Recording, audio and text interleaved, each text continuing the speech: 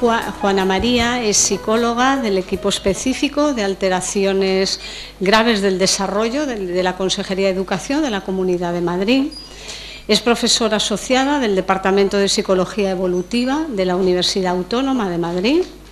Actualmente es nuestra presidenta de AETAPI, de la Asociación de Terapeutas del Autismo, y desde el año 2001 es miembro del Grupo de Estudios de los Trastornos del Espectro Autista, coordinado por el Instituto de Salud Carlos III de Madrid. Son conocidas sus numerosas publicaciones, sobre todo en relación a la educación de las personas con trastornos del espectro autista, y también por las numerosas investigaciones que ha realizado a través de varias universidades. La doctora Toledo es pediatra, especialista en neuropediatría, y actualmente trabaja en el Hospital Materno-Infantil, perteneciente al complejo insular, ¿no?, de Las Palmas. Bueno, les cedo la palabra para no demorarnos mucho. Ellas van a hablar sobre detección temprana en el síndrome de detección temprana y evaluación diagnóstica del síndrome de Asperger.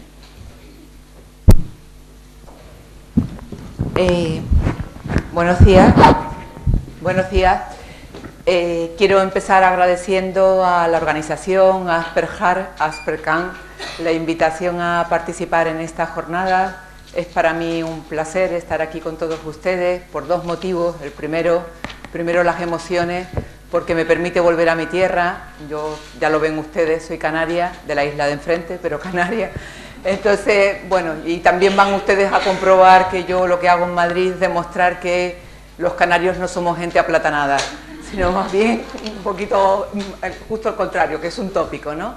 Y la segunda razón por la que me siento muy contenta de estar aquí es que los que trabajamos en el ámbito de la atención temprana sabemos lo importante que es generar actitudes activas en los profesionales de la atención primaria y de la educación, porque para la detección de estos trastornos no hay pruebas biológicas, no hay test médicos, con lo cual la base está en eso, en tener una actitud y una vigilancia intensa. Por tanto, jornadas como esta son súper necesarias, contribuyen mucho en esa dirección, y quiero felicitar, por supuesto, al comité científico organizador junto con Aspercan.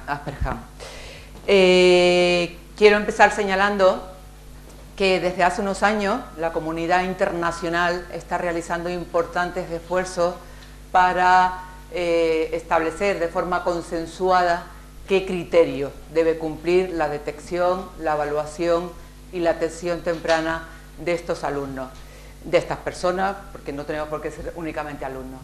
Esta iniciativa internacional, afortunadamente, también se ha sido secundada en el Estado español, donde diferentes grupos de expertos han consensuado, han fijado posturas comunes, y lo que ha permitido poner en marcha programas de cribado, lo que ha permitido elaborar guías de buenas prácticas para asegurar que la detección y la evaluación no varíen mucho de un servicio a otro, de una comunidad autónoma a otra.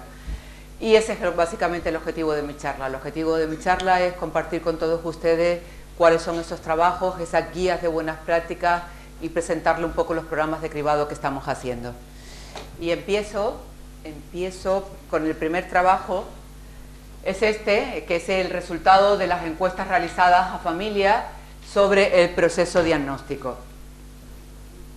Esta encuesta fue realizada por el Grupo de Estudio de los Trastornos del Espectro Autista, que pertenece al Instituto de Salud Carlos III del Ministerio de Sanidad. Todos ustedes lo conocen, que el Instituto de Salud es un organismo autónomo, es un organismo de carácter nacional que depende del Ministerio de Sanidad. El Grupo de Estudio de los Trastornos del Espectro Autista es un grupo interdisciplinar de profesionales que trabajamos en diferentes ámbitos, hospitales, medicina, universidad, educación. Estos son los miembros del grupo que dirige Manuel Posada. Ahí está también Amaya Arbaz, que acaba de intervenir, y para mí, por supuesto, es un placer formar parte de este grupo. El trabajo que les voy a presentar está publicado en la página web del Carlos III.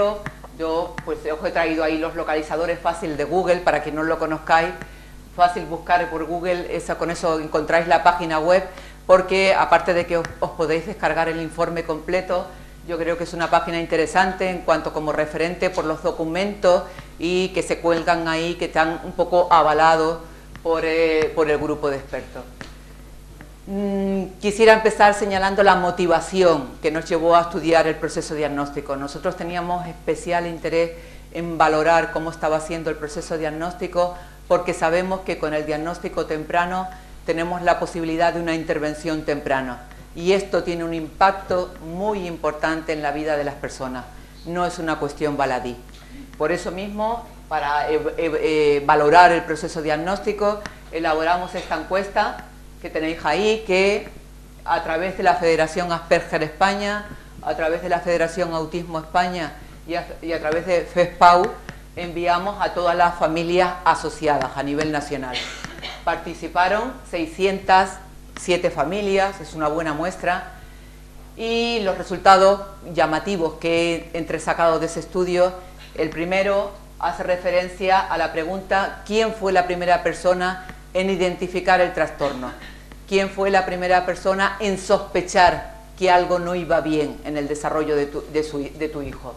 La respuesta, para sorpresa, y yo diría que también para vergüenza de los profesionales, es la familia. Como veis ahí, un 80 y pico, exactamente no me acuerdo, 82,4%, ¿lo veis? Dice que fue un miembro de la familia la primera persona que sospechó que había un problema. Normalmente, cuando se señalaba ese miembro de la familia, era la madre.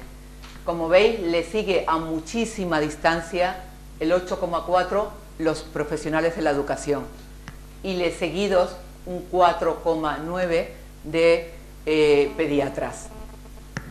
Estos porcentajes tan bajos de pediatras y de educadores nos alertan de que tenemos que hacer acciones informativas y formativas, porque es obvio, es evidente que hoy en día todos los niños están escolarizados y todos los niños van al pediatra varias veces.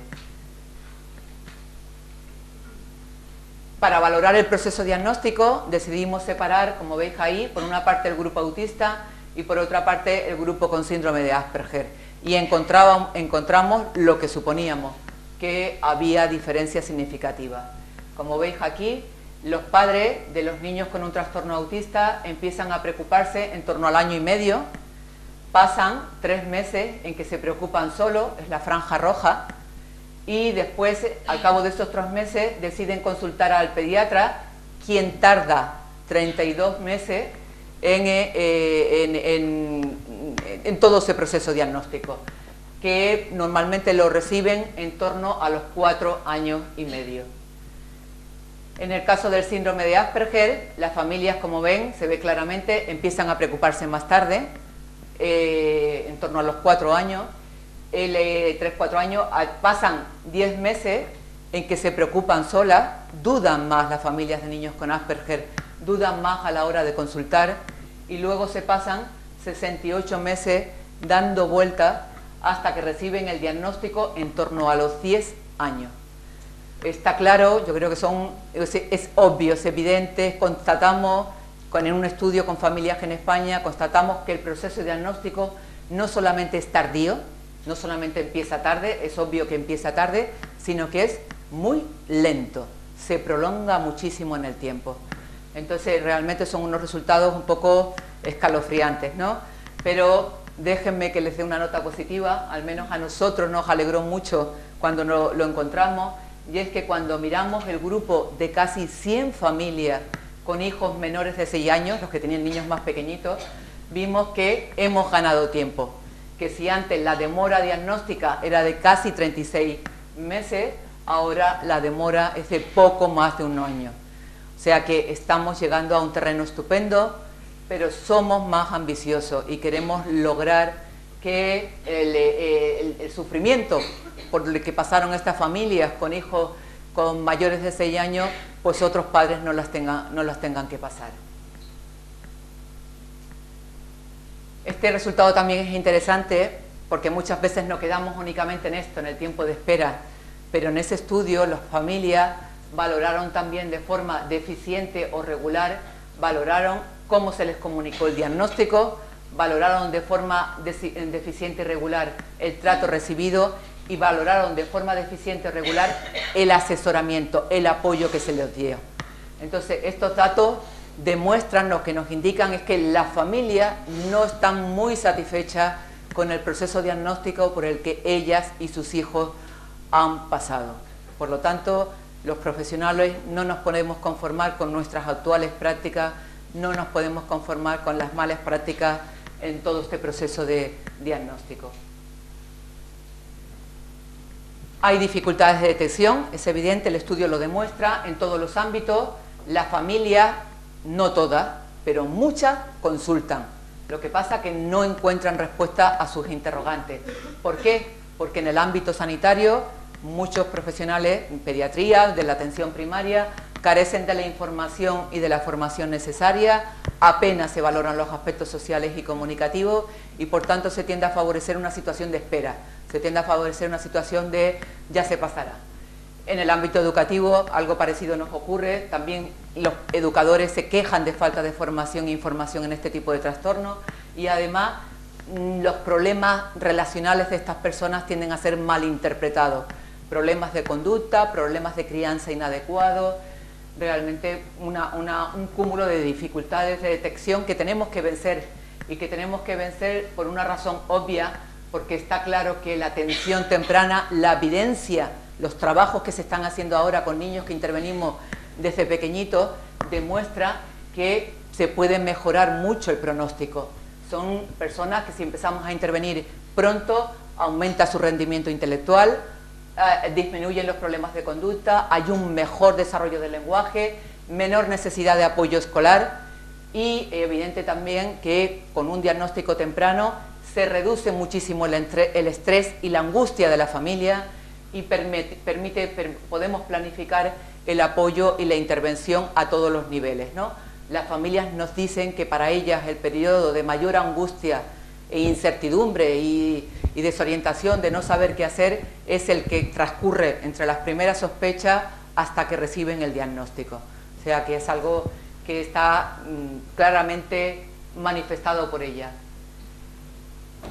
Pues bien, el grupo de estudio, consciente de la necesidad de vencer estas dificultades para garantizar una detección lo más temprana, lo más amplia de estos trastornos, consciente de la necesidad de asegurar los beneficios esos que hemos visto de una atención temprana lo más precoz posible, lo que hicimos fue consensuar, elaborar y luego consensuar interdisciplinarmente estas dos guías de buenas prácticas que además las hemos elaborado siguiendo las recomendaciones internacionales.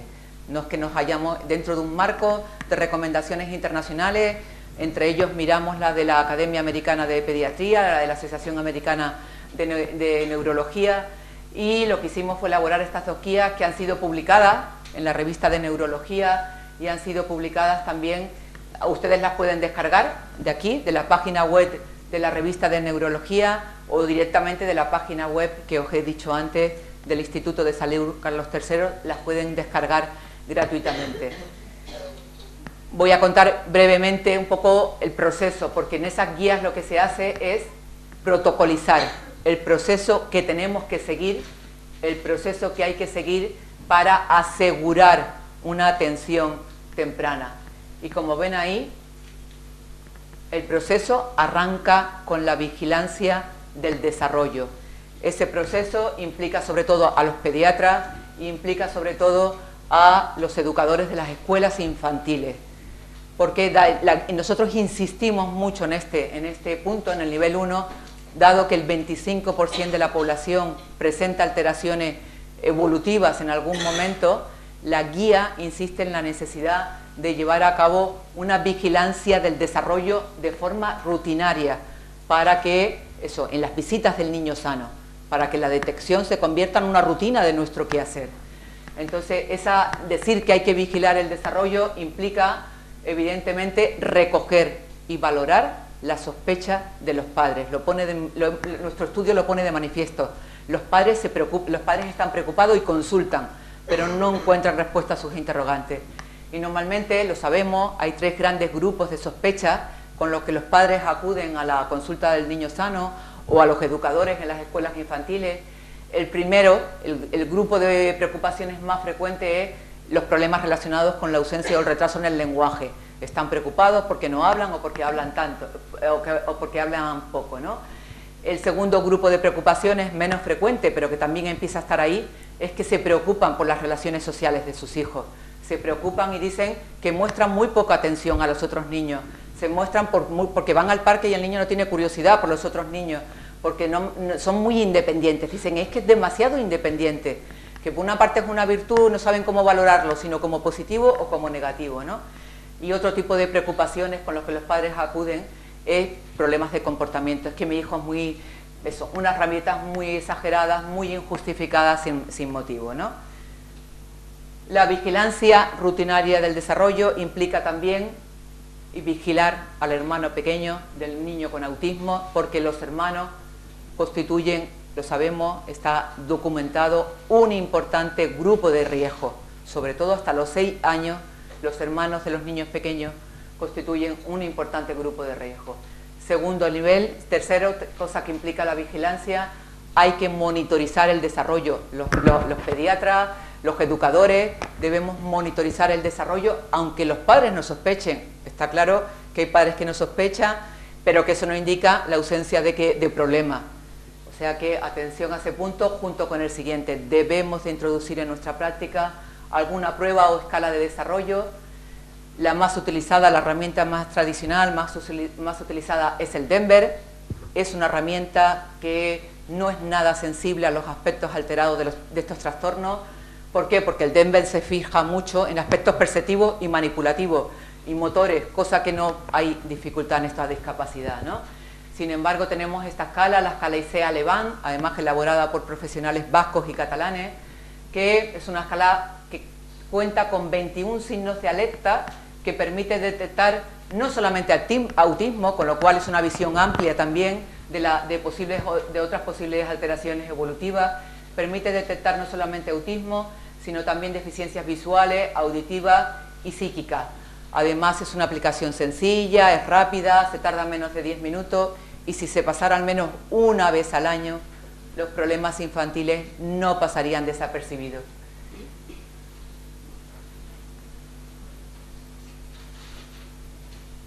La puesta en práctica también de este primer nivel de vigilancia implica desarrollar campañas de sensibilización social. Y os he traído el ejemplo de esta campaña que desarrolla el Centro para el Control y la Prevención de las Enfermedades, el CDC, que es de Atlanta, de allá, de Estados Unidos, ¿no? Pero que tiene su lema es aprenda los signos, reaccione pronto, es hora de ver el crecimiento de los niños de una manera diferente. Y con esta imagen tan gráfica, que nos pareció buenísimo, se pretende llamar la atención sobre la importancia de mirar, de medir no solamente el peso y la estatura, sino también la forma de hablar, la forma de relacionarse, la forma de jugar de los niños, ¿no?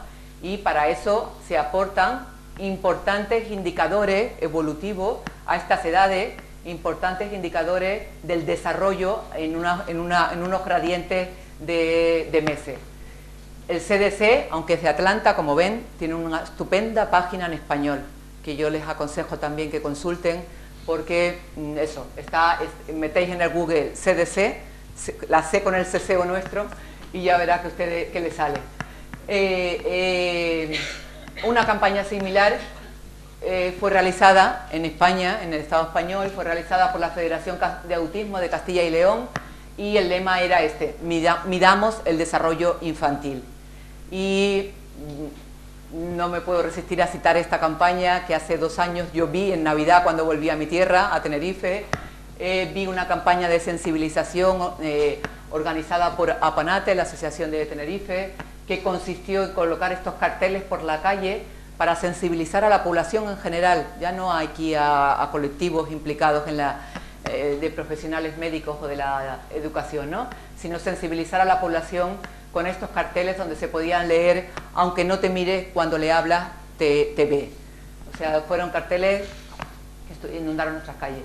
Este tipo de iniciativa también es muy interesante en este nivel, porque la vigilancia implica también desarrollar recursos formativos, y recursos formativos son esto, guías como esta, que va dirigida a los profesionales de la atención primaria, y que lo más destacado de esta guía es que supuso una alianza, un consenso entre las asociaciones de pediatría de Castilla y León, la Universidad de Salamanca y las federaciones de padres.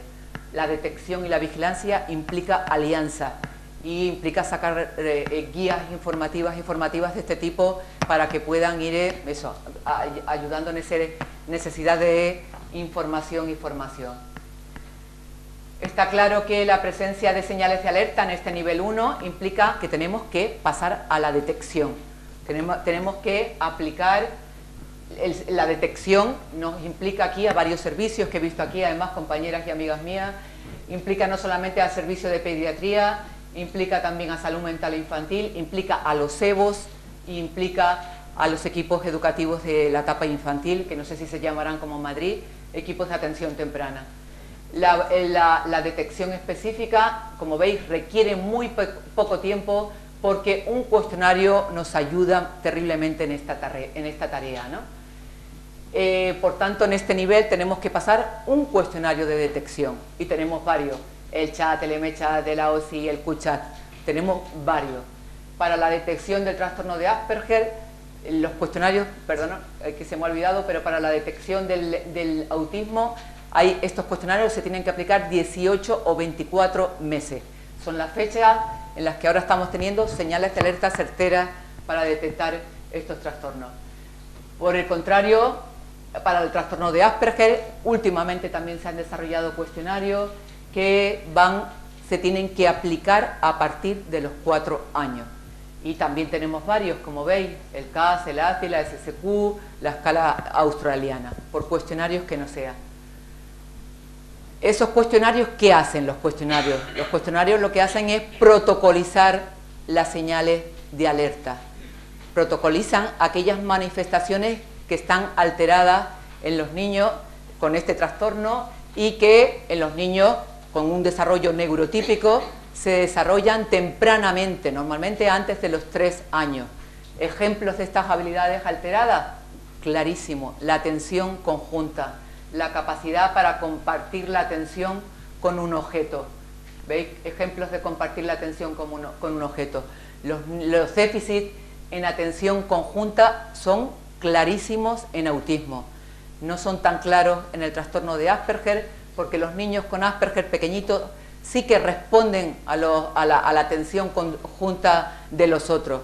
Tienen muchas más dificultades para iniciar la atención conjunta, para mostrar, para compartir el interés. El déficit, lo sabéis todos, que la mayoría de los niños con autismo tienen déficit en el juego simbólico. ¿Qué pasa con los niños con Asperger? Eso no es lo característico de un niño con Asperger. Pueden tener juego simbólico, lo ha comentado Amaya antes, y aparte de que ese juego puede ser, cuando se observa bien y se analiza, puede ser un juego que es una copia de algo que han visto en la realidad. Aparte, la dificultad, lo que más nos está llamando la atención en los niños con Asperger pequeños es eso, que no siguen las pistas y las ayudas de los otros niños en el juego. No siguen las pistas o las sugerencias de un adulto de vamos a jugar ahora, y ahora por qué no cambiamos esto, y ahora por qué no hacemos lo otro. Y también hay dificultades en la referencia social. La referencia social es una habilidad para interpretar un suceso o situación basándose en la información socioemocional, no en información lingüística, sino en información socioemocional proporcionada por el adulto. La referencia social permite enseñar a los niños cómo comportarse. Y los que estéis aquí pediatras, seguro que sabéis que cuando veis a un niño en una consulta de pediatría que se está portando, que se está subiendo por la mesa, intentando coger todo lo que pilla en la consulta de pediatría, veis como las amenazas sutiles por parte de su madre, de que arquea la ceja o la cara que pone la madre, inmediatamente sirve al niño para corregir la conducta. Es un instrumento poderosísimo de aprendizaje que no se da en los niños con Asperger.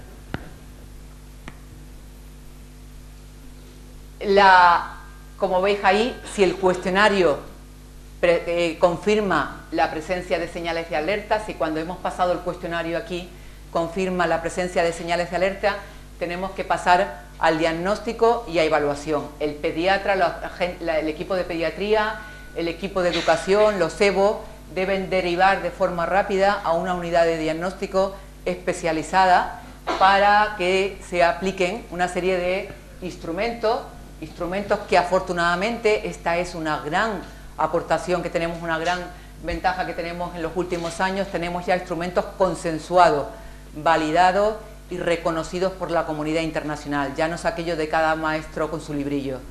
Son instrumentos pata negra en cualquier evaluación diagnóstica y que llevarían a confirmar el posible, si ese caso sospechoso es un caso de Asperger o no, o es un caso de autismo o no. También, y esto me interesa destacarlo, interesa que nuestros servicios de evaluación incorporemos protocolos donde midamos la percepción de la familia sobre el grado en que los servicios de diagnóstico que reciben están centrados en sus intereses y preocupaciones. Recuerdo que las familias no estaban satisfechas con el proceso diagnóstico y no solamente por el tiempo de espera, no estaban satisfechas con todo. Entonces tenemos que evaluar la calidad de nuestro servicio y hay cuestionarios para ello. Y ya la última parte, presentarles los programas de cribado, algunos de los que se están desarrollando ahora mismo. El primero es un programa de cribado de autismo que estamos llevando en Madrid y en Castilla y León. Hay muchas personas y muchas instituciones implicadas en este programa que encabeza ahí Manuel Posada del Instituto de Salud Carlos III. El programa pretende valorar la eficacia de un instrumento, el M-Chat, estudiar la viabilidad y el coste de ese programa de cribado, de todos los instrumentos de detección de autismo, elegimos el M-Chat. ¿Por qué? Yo os puse antes una lista de 4. Nosotros hicimos un estudio exhaustivo de todos esos instrumentos y dijimos, el mejor valorado por la comunidad científica es el M-Chat, está validado en Estados Unidos, los niveles de sensibilidad y de especificidad son muy altos, es un cuestionario de 23 preguntas que los padres contestan en la sala de espera. O sea, esto es una ventaja terrible con respecto a otros cuestionarios porque es de autoadministración, no implica la intervención directa por parte de los pediatras. Este es el M-Chat, el cuestionario. El punto de corte son cuando falla dos ítems críticos, o 13 ítems o 2 ítems críticos. Y lo estamos aplicando el M-Chat a todos los niños y niñas de 18 y 24 meses de las áreas de salud que están participando en el proyecto de Madrid, Salamanca y Zamora, y que acuden a lo que es la visita del niño sano. Este es el otro proyecto, el otro programa de cribado que os quería presentar, es el proyecto ATEA, que está dirigido, como veis ahí, a la detección temprana del trastorno de Asperger y que se está desarrollando en el País Vasco. Como veis también muchísimas personas, muchísimas instituciones implicadas y en este caso encabezadas por Joaquín Fuentes. Objetivos de este estudio, similar al M-Chat, pero con el CAST. Valorar la eficacia de este instrumento que es para la detección de Asperger y estudiar la inclusión del CAST en el programa de vigilancia del niño sano en el sistema sanitario. Este es el CAST, es un cuestionario también validado, esta vez en el Reino Unido, en la Universidad de Cambridge, también con unos niveles altos de sensibilidad y de especificidad. Es un cuestionario de 39 preguntas, fácil de contestar, punto de corte 15. Realmente estamos aplicándolo están aplicándolo. Yo en este programa no estoy y tengo que dar las gracias al equipo del País Vasco porque son los que me han cedido esta Power. Lo están aplicando a niños y niñas de 4 años y niños y niñas de 6 años que acuden a la visita anual del Niño Sano. Ambos programas, lógicamente os podéis imaginar, arrancaron con la traducción. Teníamos que traducir, pero una traducción rigurosa, no esa traducción que hacemos de andar por casa, ¿no? Se tradujo el CAS y el MChat, se hizo la adaptación cultural y también, que esto puede ser interesante también aquí en Canarias, se hizo la universalización en español con el apoyo de profesionales de Latinoamérica. El proceso que se sigue es similar en los dos programas, no hay diferencia entre un programa y otro. El equipo de pediatría presenta el programa y lo entrega, y entrega los documentos a la familia, a los padres, entrega el consentimiento informado y entrega el cuestionario. Los padres lo leen y cumplimentan el cuestionario y el consentimiento informado. De nuevo, el personal de pediatría recoge el material y lo envía por valija, por correo interno, al equipo investigador, donde allí nosotros registramos los datos, obtenemos los resultados del MChat y pasamos a la llamada telefónica a los casos sospechosos. Los casos que nos dan sospecha con esos cuestionarios, pasamos a la llamada telefónica, que la realiza un experto. Uno del equipo llama a la familia, repasa uno a uno los ítems que ha fallado para comprobar que la respuesta no se debe a una mala interpretación o a un fallo en la comprensión de la pregunta. Entonces, este es el protocolo telefónico. Tenemos un árbol que va para ir tomando un árbol de decisiones, para ir tomando decisiones, pero el protocolo telefónico es un paso intermedio importantísimo. ¿Por qué? Porque permite reducir al máximo falsos positivos y permite preservar a la familia de preocupaciones innecesarias, que no hay por qué alarmar hasta que tenemos la mayor evidencia. Bueno, este es el mismo protocolo telefónico con el CAS. Una vez hecha la llamada telefónica, ya tenemos dos grupos. Los negativos, que tienen un retest para controlar también los falsos negativos, porque puede haber falsos negativos, y los positivos que pasan a exploración. Entonces es el pediatra quien informa a la familia de la necesidad de proceder a una evaluación más amplia y quien informa a la familia, quien deriva, el equipo de pediatría deriva a una unidad de diagnóstica especializada que ya se ha establecido, el propio programa ya lo tiene establecido. Están las 3 unidades de diagnóstico especializadas, en el caso de Madrid, el Gregorio Marañón, donde se hace un diagnóstico gratuito y lo más rápido posible de ese caso sospechoso. Se aplican todas estas pruebas, las que os decía antes, que son las de referencia internacional. Y está claro que después de esa evaluación diagnóstica sí que tenemos ya los definitivamente positivos que tienen que ser derivados rápidamente a un servicio de atención temprana. Esta es la finalidad de un programa de detección temprana, si no, no tendría ningún sentido. Algunos resultados súper provisionales porque estamos en ello, y el País Vasco, los compañeros comentaban que llevaban cribados, no se ve ahí bien, pero llevaban cribados 1.500 niños, la gran mayoría, como veis ahí, caen en el grupo de no sospechoso, pues casi el 95%, pero un 3% cae en el grupo de sospechoso, 1 de cada 500, lo que parece ser que es lo que encontró el equipo de Cambridge cuando validó el CAS, 1 de cada 500, parece que este instrumento permitiría detectar. Este estudio me interesa mucho, este resultado también quería traerlo por el contexto en el que estamos hablando.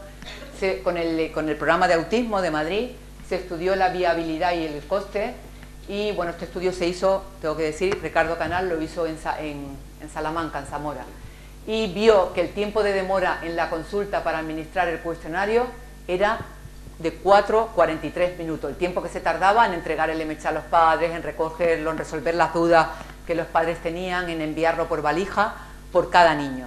Y normalmente esto lo asumía pues la enfermera, era un poco la persona que gestionaba esto. Y este dato también me gusta mucho, el 74% de los pediatras se muestran receptivos al programa y lo consideran viable en la evaluación que llevamos hasta ahora. Por tanto, yo solo me queda concluir y decir que aunque por supuesto que la detección es una tarea llena de retos, creo que podemos acabar diciendo que hoy por hoy la detección es un reto necesario y posible. Gracias.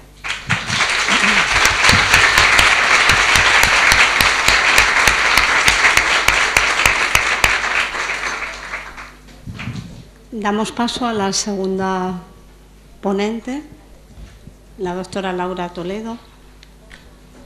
Tras Laura lo prepara, quería comentar que la organización me indica que los enlaces que has comentado, Juana, están todos en el CD que se ha presentado en la documentación en la carpeta, y además se adjunta también una campaña del Gobierno de Estados Unidos dirigida a pediatras y familiares con todos los indicadores de problemas del desarrollo, y también está incluido en el CD. ¿Vale? Muy buenos días. Yo voy a hablar pues de la detección precoz también y de la evaluación diagnóstica, o sea que es el mismo título que ha tenido Juana María. Entonces, la verdad es que no se oye.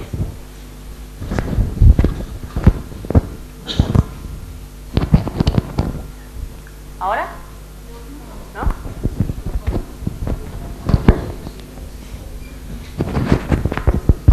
¿Hola? Bueno, que lo que quería comentar es que al tener las dos el mismo tema, pues me he estado dando cuenta, bueno, se van a dar cuenta todos, de que tenemos muchísimas cosas que vamos a decir, bueno, que vamos a repetir, y también vamos a hablar de cosas que también se comentaron en la primera charla. La verdad que las dos charlas anteriores han sido fantásticas, entonces ustedes perdonen y se va a hacer lo que se pueda, y además lo que se repita, pues bueno, así se lo aprende mejor, ¿no? Bueno, entonces, en primer lugar, decir que lo que es la detección temprana, en el caso de niños con síndrome de Asperger, realmente constituye... ¿Que no se oye? Oh, ¿y qué hago?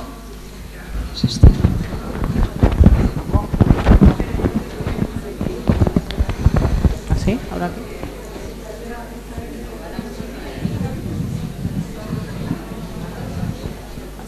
¿Hablo así?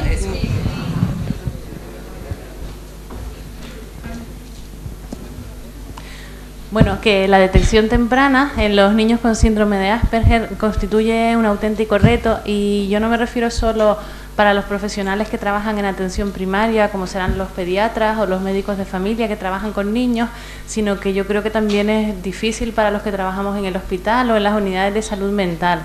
Entonces, lo que se pretende o pretendo con esta charla, yo creo que es primero intentar concienciarnos de la gran importancia, que es algo de lo que se lleva hablando toda la mañana, ¿no?, de diagnosticar temprano a estos niños, y después del interés que tendríamos que tener todos en formarnos realmente bien para poder llevar a cabo esta labor. Entonces, bueno, pues a modo de introducción, esto también se habló esta mañana, y además esto mucho más resumido de lo que se comentó. Los trastornos del espectro autista, que es lo mismo, también se llaman trastornos generalizados del desarrollo, pues bueno, que son eso, una serie de problemas que están vinculados al neurodesarrollo, que se sabe que tienen una base neurobiológica. No me importa, lo mantengo.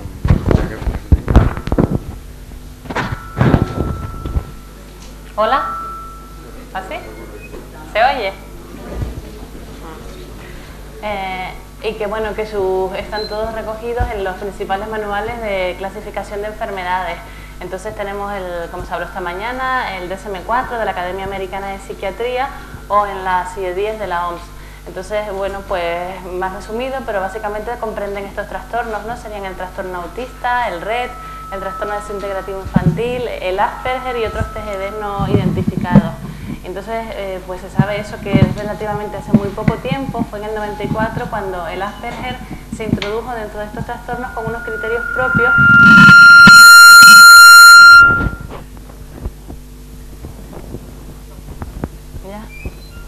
Con unos criterios propios que lo separaban del autismo, aunque ya esta mañana se estuvo hablando pues de la polémica, ¿no?, que hay respecto a si estaría dentro de las formas de autismo más leves, entre comillas, o si, bueno, sería un trastorno aparte. Entonces, para nosotros poder... Yo no hago nada.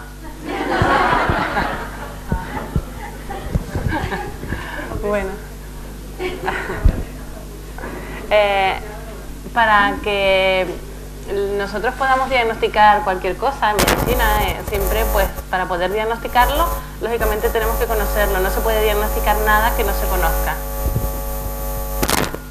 Ahora, ¿ya?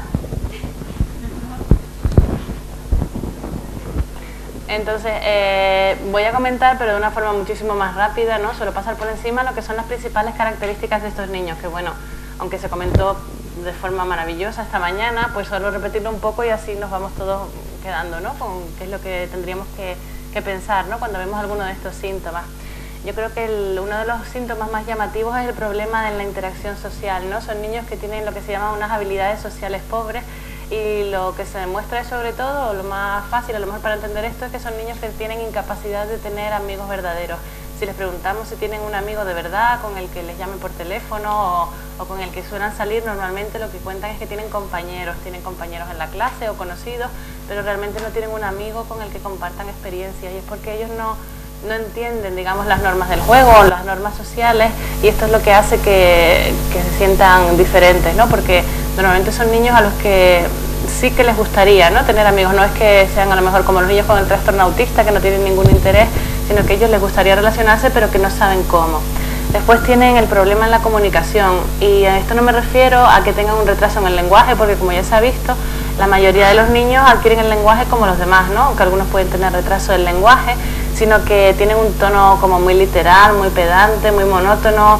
A veces nosotros estamos en la consulta, nuestra consulta son dos, una al lado de la otra, y si en la consulta al lado hay un niño con síndrome de Asperger, que no sabemos que está ahí, pero escuchamos hablar solamente por cómo está hablando, ya nos podemos dar cuenta de que lo más probable es que sea un niño con Asperger, porque tienen una forma de hablar tan característica que habitualmente, solo por eso, no evidentemente se van a diagnosticar solo por eso, pero que nos ayuda mucho al diagnóstico. Y además son niños que no saben expresar sus emociones, ni tampoco entienden las emociones de los demás, no entienden los segundos, las metáforas, las ironías o las bromas, no saben decir mentiras, son, como se dijo esta mañana, muy inocentes. Entonces normalmente son niños que, por su forma de hablar y ser tan inocentes, pues suelen ser objeto de burla, ¿no?, de los demás niños, porque los ven eso como muy pedantes, les llaman pues eso los pequeños profesores, ¿no?, les dicen en algunos sitios. Y después también tienen problemas en la comunicación no verbal, que también se dijo todo esta mañana, ¿no? Son niños que no acompañan a la comunicación pues con lo que todos hacemos cuando hablamos, que movemos las manos, que movemos el cuerpo, que subimos las cejas, y no solo es que no lo hagan, sino que tampoco lo entienden. Si nosotros queremos darle un doble sentido a algo que estamos diciendo, pues con que picamos el ojo, movemos la cabeza o hacemos algún gesto, ellos normalmente eso no entienden nada, ¿no? Es como no saben leer, ¿no?, o interpretar las caras. Y eso los hace también que sean niños que se aíslen, ¿no?, porque no pueden seguir un juego o una broma de otros niños. Después tienen estos intereses restrictivos que son incluso absorbentes, y que son niños que se obsesionan con determinados temas. El otro día también venía un niño, por ejemplo, que venía de Venezuela, llevaba poco tiempo en Las Palmas, y entonces ese niño se había obsesionado con aprenderse cada guagua de la isla a dónde iba, y entonces la abuela le decía un número y se sabía que la 8 va al puerto, la 4 va a las arenas, o sea, sabía todo el horario de eso, y se lo estudiaba. Además, o sea, le dedican mucho tiempo a aprender esos temas que les interesan a ellos. A veces pues hablan, pues como se ha dicho, de dinosaurios, de mapas o de números, o bueno, cualquier tema que pueda ser interesante para ellos. Ay, perdón, me fui pasando.